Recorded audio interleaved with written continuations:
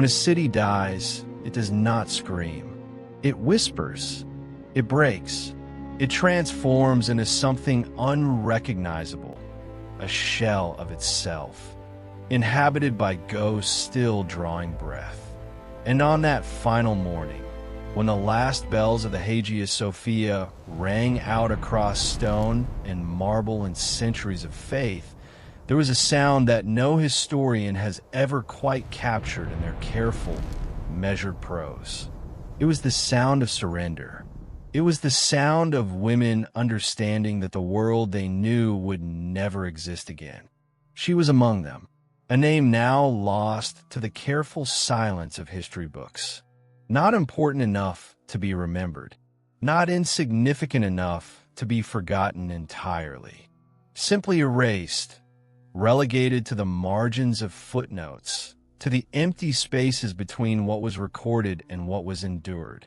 When the gates fell, when the last defenders fell beside them, when the banners changed and the prayers turned foreign on Byzantine lips, she experienced something that power, in its endless hunger, has always demanded of the powerless. The right to exist was stripped from her not through death, but through erasure, through the systematic, deliberate forgetting that empires have perfected across millennia. This is her story, or rather, this is the story of what was done to countless others like her. This is the story that conquest tried to erase, that historians politely omitted from their grand narratives of triumph and fall. This is the truth that lives in the spaces between official records, in letters never sent, in testimonies never believed, in the unbearable silence of women who survived the unsurvivable and found that survival, too, was a kind of death. Picture Constantinople in the spring light of 1453. Not as it was in its ancient glory. That era was already fading, already a memory even to those who lived within its walls. Picture it as it truly was, diminished, desperate, and terrifyingly aware of its own approaching extinction. The city clung to the sea like a child clinging to a mother's hand. Golden light struck the domes of the Hagia Sophia, and for a moment, just a moment, it was possible to imagine that the empire that had ruled for 1,000 years would survive forever. The marble glowed. The water reflected centuries.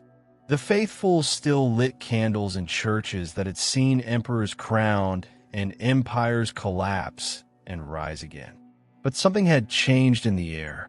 The smell of the city, salt from the golden horn mixing with the incense of the churches, the dust of streets worn smooth by a millennium of footsteps, had taken on an edge, a sharpness, as if the city itself sensed what was coming.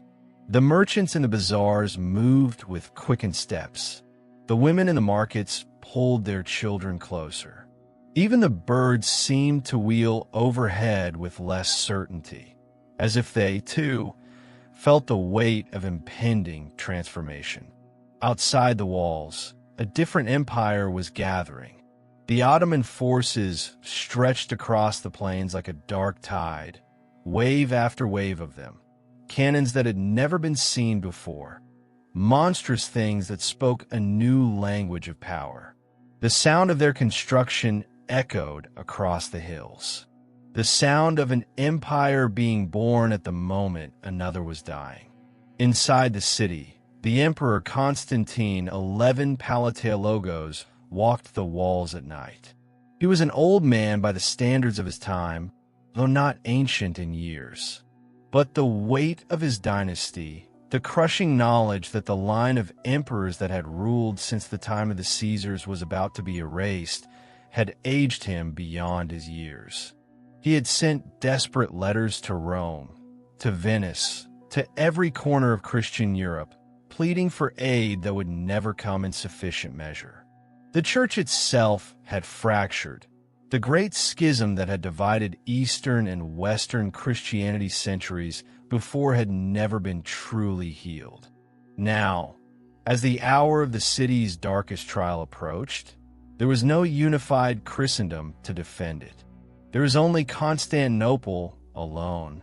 The women of the city carried water from the wells and tended their children and prayed in languages that had echoed from these stones for generations. Many of them understood, on some level, that they were living in the final days of an era. Some hoped for rescue. Others had already begun to grieve. But none of them, not the empress, not the noble women in their mansions with their tapestries and their jewels, not the poor women in the narrow streets, could have imagined the full contours of what awaited them. The imagination fails before such transformations. The mind cannot prepare for the moment when the entire architecture of one's world simply ceases to exist. The year was 1453. Though that date would come to carry a weight it could never have borne in the moment of its occurrence. To the people living through it, it was simply another year, another moment, another link in the endless chain of human time. But history, with the cruel precision of hindsight, would mark 1453 as the year when the medieval world ended. The year when one empire fell and another rose. The year when the last echo of Rome itself went silent. Constantinople was not always the capital of empires under siege. Once, in the days when it was still called Byzantium, before Constantine the Great had renamed it and made it his capital, it had been a minor trading post on the Bosporus. But Constantine had seen something in it. A position, a symbol, a place where East and West could be bridged, where the power of an emperor could be made visible in stone and light and human devotion. And for over 1,000 years, that vision held. The empire that grew from that choice became known, in the history that came after, as the Byzantine Empire, though those who lived within it simply called themselves Romans. They were the continuation of the Roman imperial line, the keepers of Roman law, Roman philosophy, Roman Christianity. When the Western Roman Empire had collapsed into the chaos of barbarian invasions, Byzantium, Constantinople, had remained. It had been a beacon of civilization when Europe was learning to write again.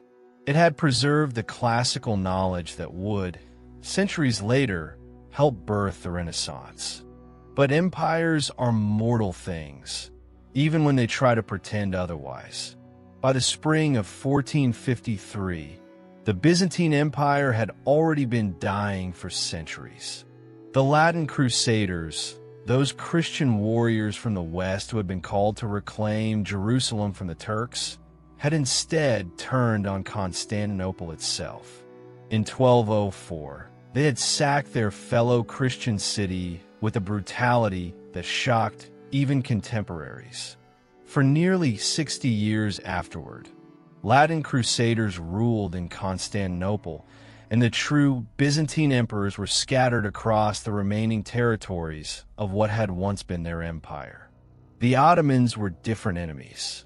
They were not distant, not occasional, not something that could be recovered from. They were a tsunami of empire building, sweeping across the Balkans and Anatolia with relentless momentum. They had already surrounded Constantinople. The city, once master of vast territories, now controlled only the city walls and the waters immediately around them. Everything beyond was Ottoman. The previous Ottoman Sultan, Mehmed II, had twice attempted to take the city and failed. The walls were too formidable. The defenders, though few, were desperately brave. But Murad had died, and his son, Mehmed, had ascended the throne. Mehmed was young, barely in his mid-20s, but he possessed something that ambition alone could not provide: the will to do what others had thought impossible. He had arrived at Constantinople with the largest cannon ever built, a monstrosity that took 3 hours to reload between shots. He had arrived with an army that outnumbered the defenders by perhaps 50 to 1. He had arrived with a determination that seemed almost supernatural, as if he alone among all the conquerors and generals who had assaulted these walls understood that the city's time had simply run out. History itself was ready to turn the page. The Emperor Constantine, old and tired and abandoned by the Christian world, had nonetheless decided that his city would not fall because its defenders had simply surrendered. They would make Mehmed take the city. They would die on its walls if necessary. It was the last thread of dignity left to them, the dignity of a refusal that everyone knew was futile, but which meant something precisely because of its futility. The siege itself would last 53 days. During those days, a handful of Greek soldiers and some Venetian merchants would hold the walls against an empire. They would perform acts of heroism that would have been celebrated for centuries if their cause had been victorious. But their cause was not victorious, so their heroism became something else, an afterthought, a historical curiosity, a story told by the winning side as an example of admirable but ultimately foolish resistance. What happened to them is remembered. What happened to those behind the walls? The ones who did not fight, who could not fight, who were simply living lives until those lives became impossible to live in any recognizable form, is not. Mehmed, whom history would call Mehmed the Conqueror, began his life as an unlikely instrument of empire. Born in 1432, he had been sent as a young child, as a hostage to the Byzantine emperor, a political arrangement meant to secure peace between Ottoman and Byzantine territories. This was not unusual in the diplomatic practice of the time. Young princes were sent as pledges of good faith, held in the courts of rival powers as insurance against betrayal. But something happened to Mehmed in those walls. He learned the language of those he would later conquer. He studied their history, their philosophy, their understanding of power and governance. He learned what had made Constantinople great, and he learned, perhaps more importantly, that empires could be unmade. When he was returned to the Ottoman court after his years as a hostage, he carried that knowledge with him like a secret. The Byzantines had thought they were teaching him their ways, their culture, their refinement. They had not realized they were teaching their destroyer how they worked. Mehmed was described by those who met him as beautiful and terrible in equal measure. He had a poise that suggested absolute certainty, an ease with power that suggested he had been born to wield it. He was intelligent, fluent in multiple languages, learned in mathematics and geometry. He was also utterly ruthless in a way that transcended mere cruelty. For Mehmed, the question was never one of whether he should be merciful or severe. The question was simply, what was necessary to accomplish the goal? And the goal was Constantinople. On the other side of the walls stood Constantine XI Palaiologos, the last emperor of the Byzantine Empire, though neither of them knew it with certainty at the time. Constantine was old, nearly 70 years old in a world where 70 was a remarkable achievement. He had inherited an impossible situation. The empire he ruled was reduced to essentially this: the city, the islands, a few scattered territories. He ruled the ghost of an empire, a memory of power rather than power itself. But Constantine possessed something that Mehmed, for all his certainty and youth and overwhelming military advantage, did not have. He understood the weight of history. He knew that he was the heir to a line of emperors that stretched back through Constantinople to Augustus himself. He knew that whatever else happened, however the city fell, however he himself fell, he carried in his person a responsibility to those who had come before and those who would come after.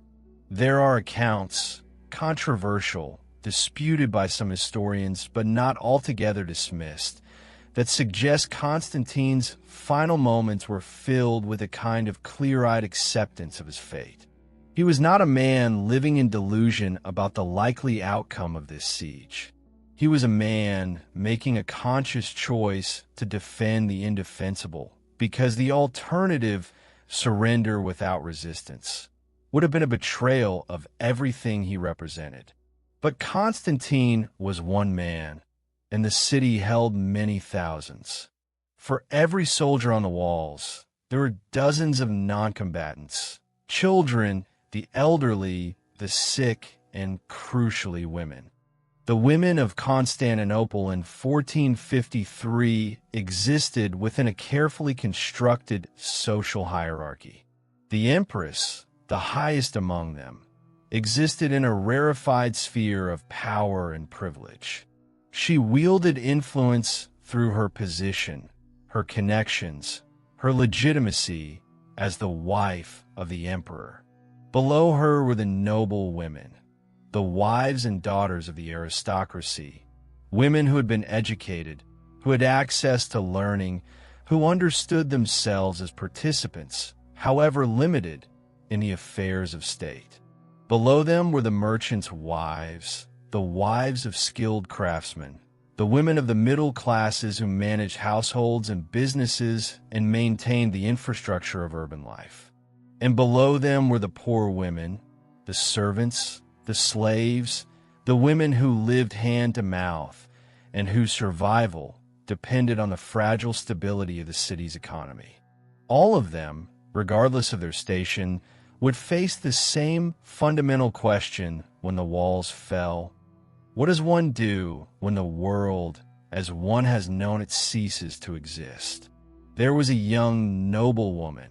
Her name is lost to us, though records suggest she came from one of Constantinople's most prominent families. She was perhaps in her 20s, educated, Greek Orthodox in faith, married to a man who would be among the defenders on the walls. She had children, though they were still young. As the siege progressed, as the sound of the cannons grew louder and the walls began to show the first cracks under their bombardment, she would have understood, gradually, that her children would not grow up in the empire into which they had been born. There was an older woman, perhaps 40, who worked in the markets buying and selling goods. She had managed to survive decades of precarious existence in the city. She had seen empires wax and wane. She had watched the city slowly starve as trade routes were cut off by Ottoman expansion. Now she faced the question of whether her survival skills would be enough for what was coming. There was a girl, perhaps 17, who had been promised in marriage to a young officer who died in the defense of the walls. She would survive the fall, but her intended future, marriage, children, a place in society, would be erased as cleanly as if it had never been. These women, in their thousands, carrying their individual griefs and fears and hopes, were about to collide with the machinery of conquest. The siege began on April 6, 1453. The first cannon shot struck the walls as dawn broke, and everyone in the city understood that the waiting was over. There would be no reprieve, no miraculous intervention, no sudden turn of fortune. There was only this 47,000 defenders, perhaps fewer, against an estimated 100,000 attackers, maybe more. The mathematics of the situation were brutally simple. The cannons began their work immediately. The sound of them was unprecedented. No one in the city had ever heard anything like it. The ancient walls of Constantinople, walls that had stood for more than 1,000 years, that had repelled invaders and survived earthquakes and endured the wear of centuries, began to crack and crumble under the impact of explosive force unlike anything the medieval world had previously produced. The sound of the bombardment was total. It did not come and go. It was nearly constant, punctuated only by the time it took to reload the cannons. Those in the city who were not on the walls could not escape it. Children covered their ears. The elderly prayed. Women worked frantically to secure possessions, to prepare hiding places, to figure out how they would survive what everyone understood was coming. The siege was not a swift affair, despite Mehmed's overwhelming numerical advantage. The defenders of Constantinople, these Greeks and Venetians who had no hope of victory, performed acts of tactical brilliance and sheer stubborn bravery that would echo through history. When one section of wall was breached, they would counterattack and temporarily seal it. When attackers scaled the walls, they would be thrown back, though each time the defenders grew fewer and the costs mounted. The emperor himself was on the walls. He was not issuing orders from a palace while others fought for him. He was there, in the midst of the dying, sword in hand, moving from point to point where the danger was greatest. There are accounts that describe him encouraging his soldiers even as he understood that encouragement could not change the fundamental mathematics of the situation. The city, meanwhile, was collapsing internally even as it held externally. There was precious little food left. Water was running short. The wounded accumulated. No place to send them, no way to treat them properly, no hope of recovery, even if they survived. The hospitals, such as they were, became charnel houses of suffering. The churches filled with people. In the Hagia Sophia, in the smaller chapels, in churches throughout the city, the faithful gathered to pray. It was not exactly hope that brought them there. Hope had become too fragile for most. It was rather an old habit, a turning toward the transcendent in the face of the imminent. If the world was about to end, at least one could face that ending in a place of beauty, in the presence of icons and light and centuries of faith. And the women waited. They waited in their homes, in the churches, in the public spaces of the city. They tended to their children. They tried to keep some semblance of normalcy, even as the walls of the city literally crumbled around them. Some of them must have been praying. Some must have been thinking about what happened to civilians in cities that fell to conquest. Stories traveled. News came from conquered territories. Everyone knew that when a city was taken, those who had defended it could expect no mercy. Those who defended it were dead, and those behind the walls, their families, were subject to the will of the victors. By May 28th, it was clear that the end was near. The walls were broken in multiple places. Patches had been constructed of timber and rubble, but everyone understood that these could not hold much longer. The emperor made his final rounds of the walls. He gave his final orders. He forgave his soldiers for any acts of indiscipline. He prepared to die. That night in the darkness, there was a kind of terrible clarity among many in the city. The next day would decide the matter.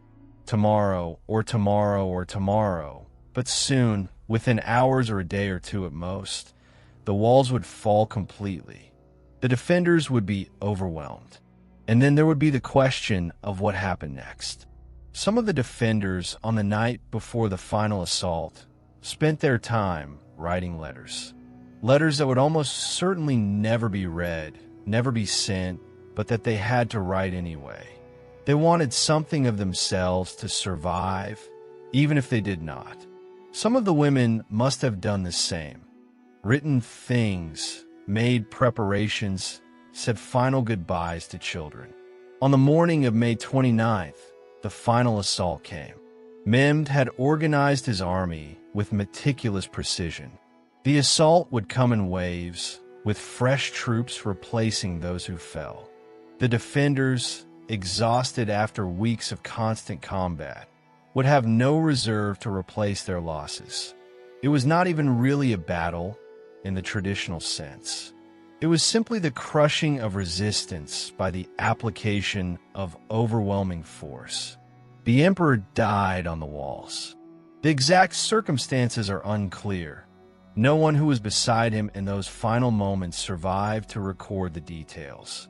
But it is certain that Constantine XI Palaiologos, the last emperor of the Roman Empire, died defending his city. His body was never identified. In some accounts, he was beheaded. In others, he simply disappeared into the chaos. Either way, it was a death without dignity, without ceremony, without the honors due to an emperor. The defenders, the few who remain alive, fell back toward the city center. The Ottoman soldiers poured through the breaches in the walls. The banners changed. The flags of the Ottoman Empire replaced the double-headed eagles and Christian crosses that had flown for centuries. It took only a few hours.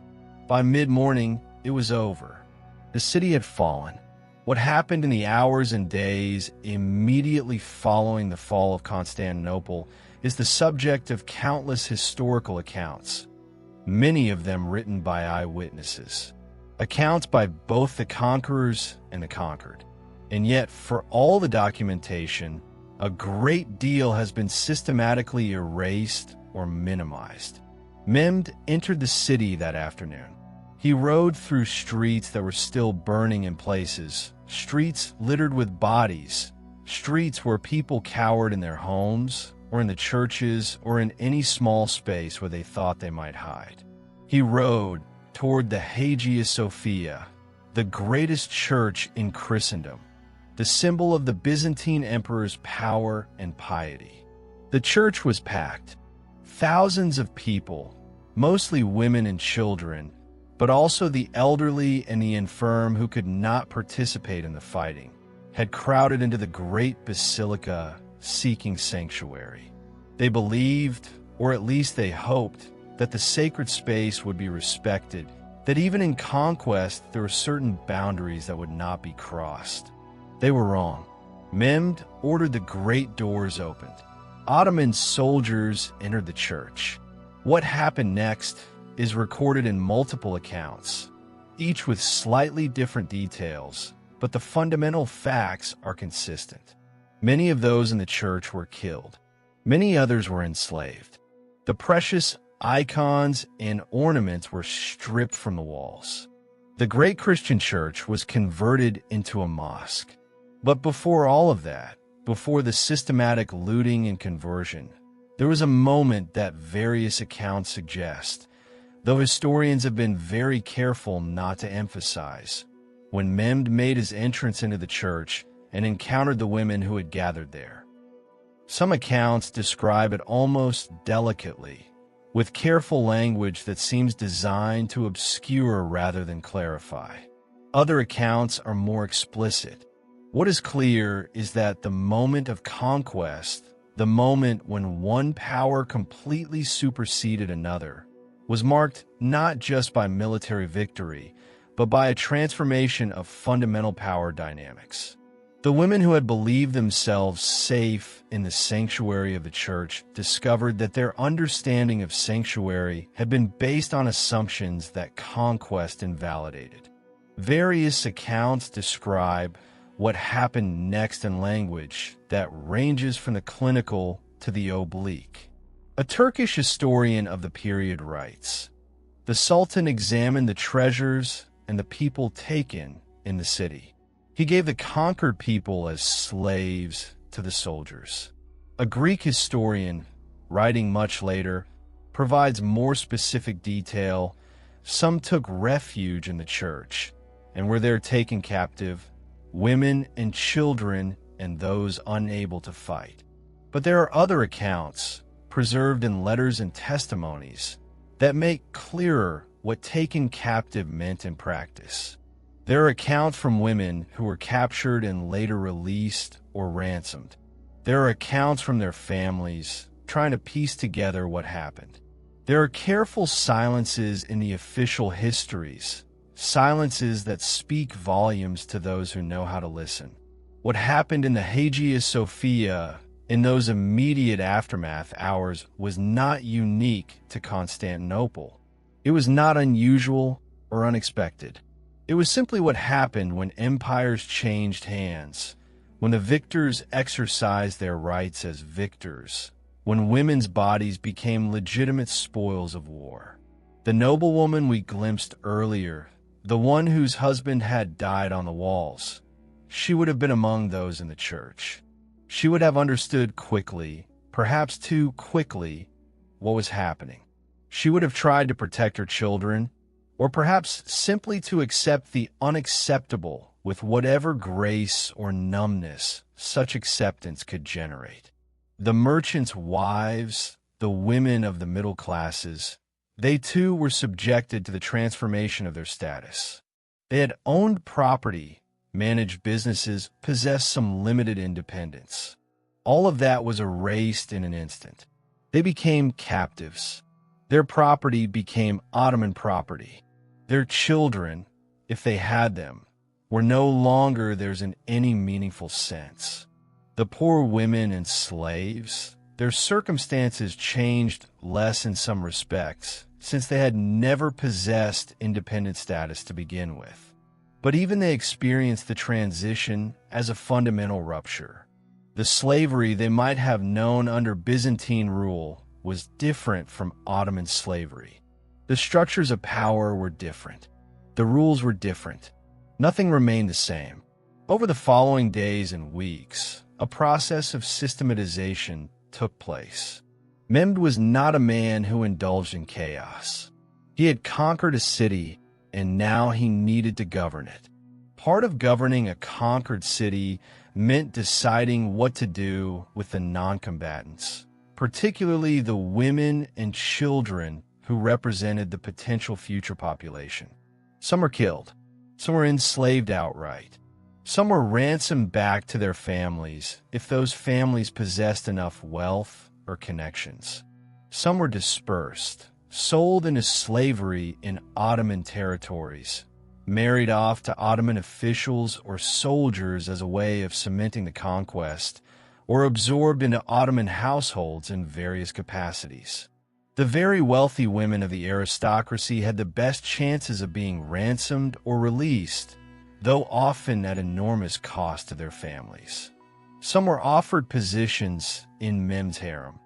It's important to understand what this meant. The Ottoman sultans did, in many cases, marry women of high status captured in conquest. But they did this because it was politically and socially advantageous, not because any of these women had a choice in the matter.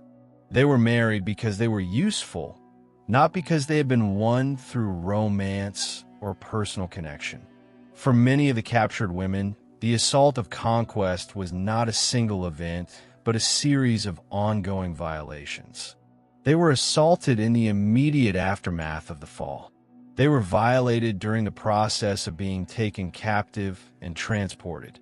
They were violated as they were examined to determine their market value in the slave trade or their utility in the households they would be assigned to.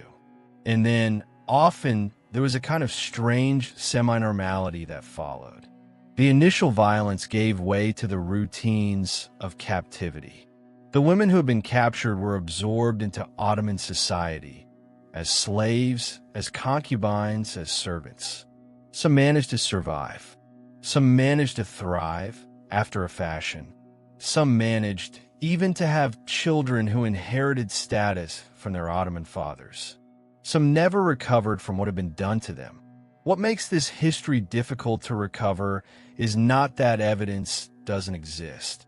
It's that the evidence was never considered particularly important to preserve.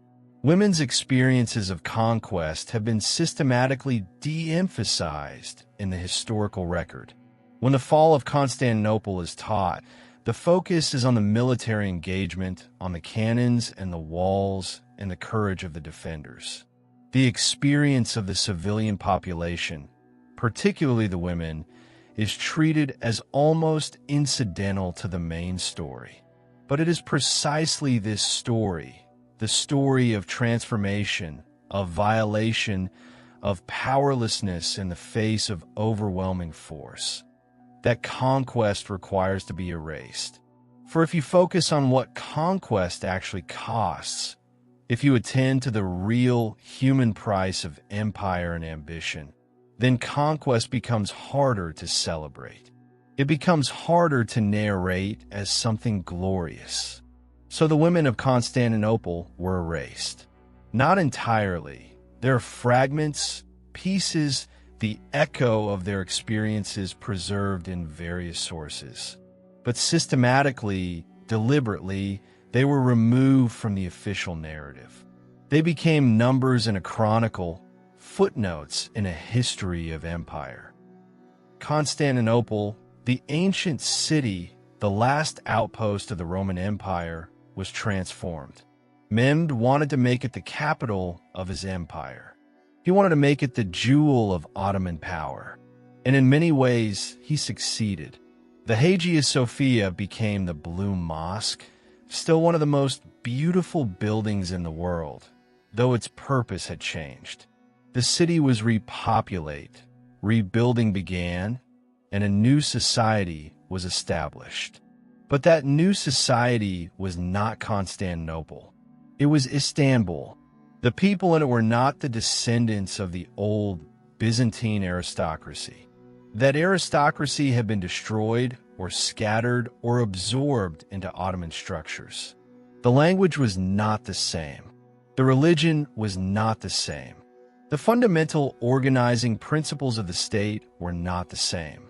For the women who had lived through the fall, the aftermath was a kind of indefinite suspension. Some of them, as time passed, managed to establish themselves in the new order. They married Ottoman officials or merchants. They had children. They participated, however limitedly, in a new form of society. Some of them, over generations, were absorbed so thoroughly that their descendants might have had no awareness of their Byzantine origins.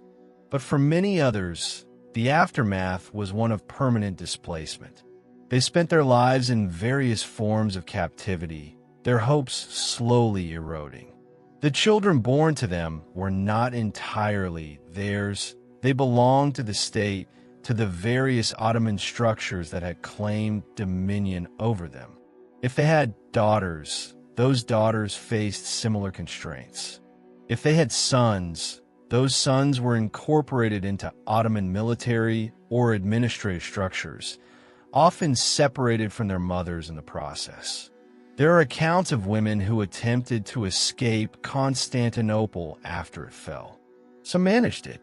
Some were recaptured. The Venetian merchants who had been in the city during the siege, a small number of them managed to escape with some of the women they had been associated with. But these escapes were rare and dangerous. For those who remained, the trauma was not something that diminished with time in the way that conventional narratives suggest. Trauma from conquest, from sexual violation, from the systematic destruction of one's way of life and one's social status, does not heal in simple ways. It echoes through generations. It transforms people, communities, entire populations. The historian Kritovalos, who wrote an account of Mehmed and the conquest of Constantinople, describes Mehmed examining a captured woman of high status and being impressed by her beauty and bearing. Mehmed then allegedly gave her to one of his officials as a reward. The account presents this as if it were a gesture of favor, a gift, a sign of Mehmed's generosity. The woman is not described as having any reaction, any feelings, any perspective on the matter. She is an object being moved from one male authority to another. This is how the story of the captured women of Constantinople has been preserved. As objects, as things, as the collateral damage of the clash between empires. But if you listen carefully to the silences in these accounts, if you read between the careful historical language, you can hear something else. You can hear the echo of human experiences that were deemed unworthy of preservation. You can hear the absence of the testimony that was never recorded, the perspectives that were never sought, the stories that were never considered important enough to tell. Some of the women who were captured in Constantinople did manage to have their experiences recorded.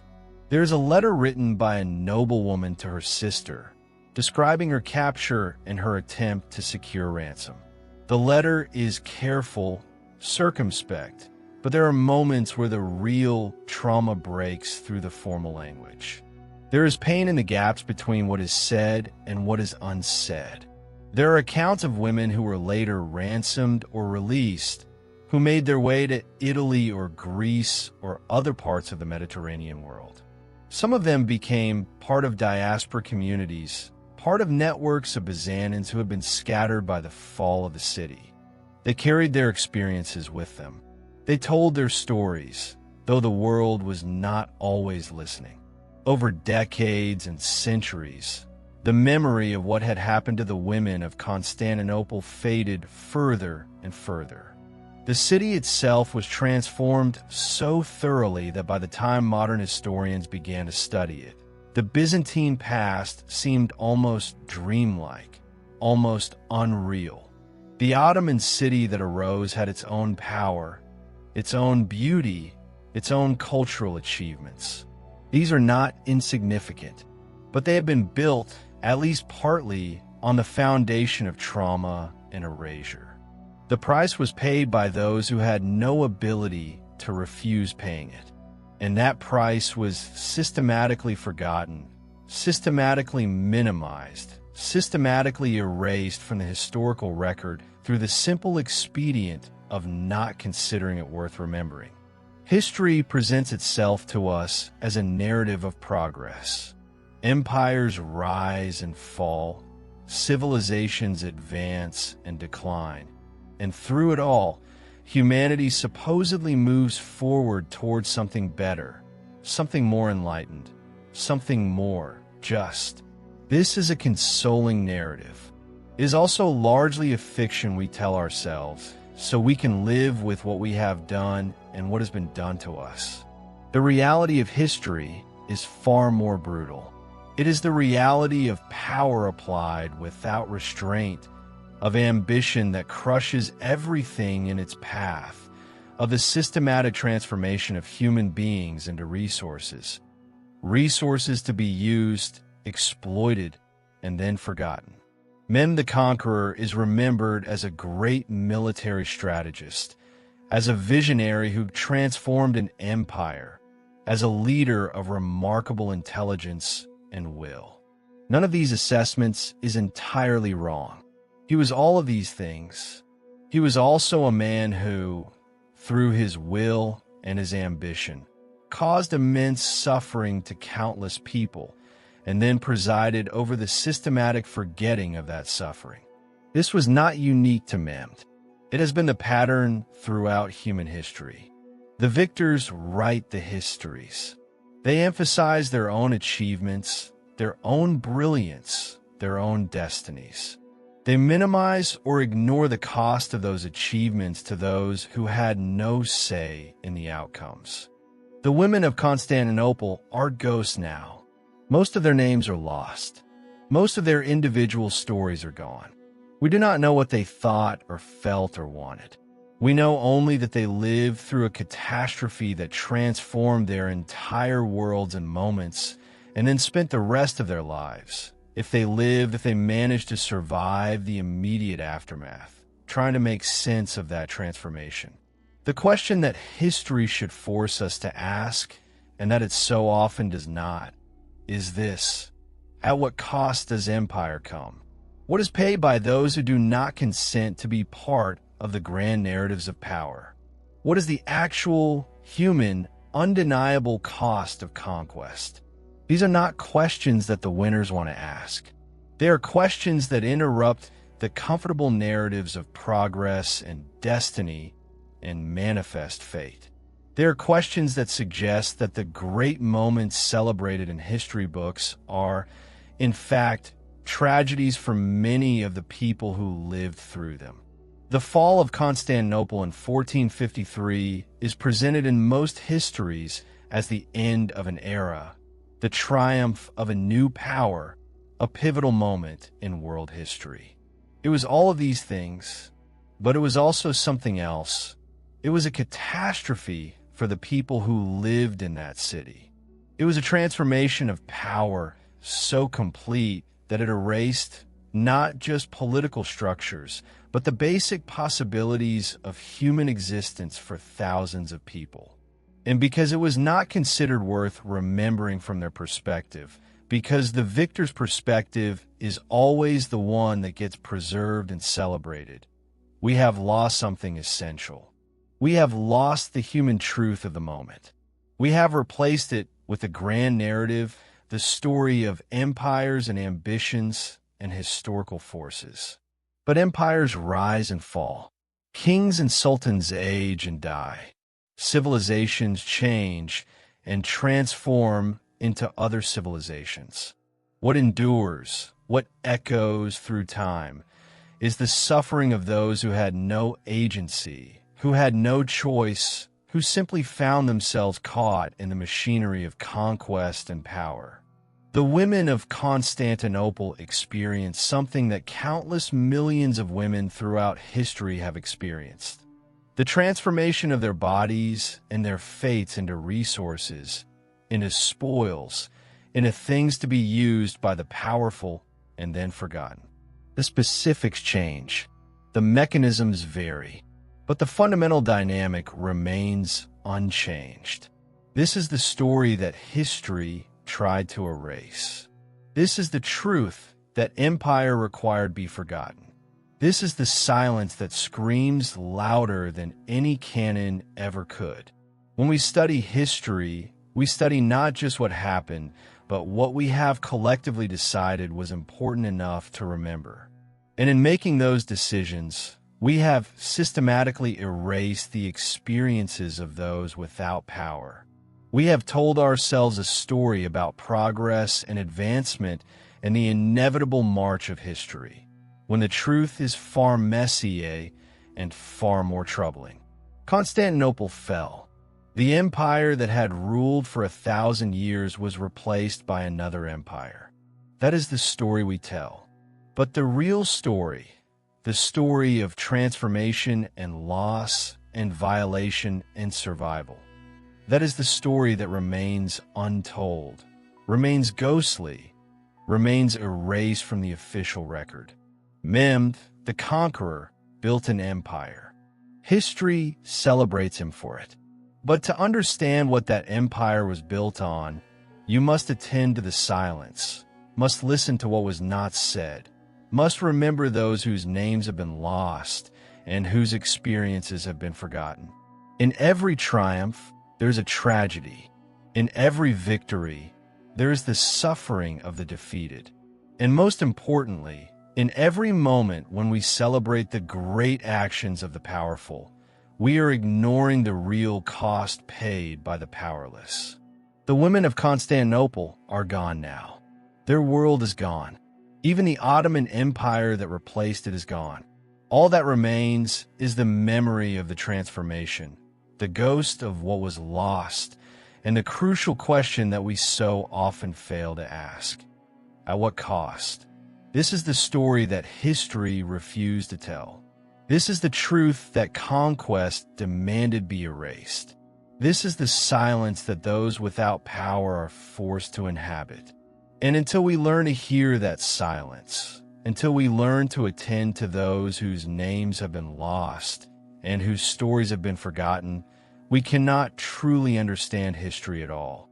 We can only celebrate the monuments and the empires and pretend that they were built without cost.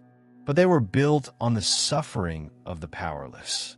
They were built on the trauma of women and children and all those who had no say in their own fates. That is the real story of 1453. Not the fall of an empire, though that happened, but the systematic erasure of human experience, the transformation of people into things the forgetting that conquest requires in order to be celebrated. Remember that. Remember the silence. Remember those whose names we do not know and whose stories we have lost. Because in remembering them, in attending to what was erased, we begin to see history not as the story of the powerful, but as the story of all of us, and the terrible price that power has always demanded from those who do not possess it.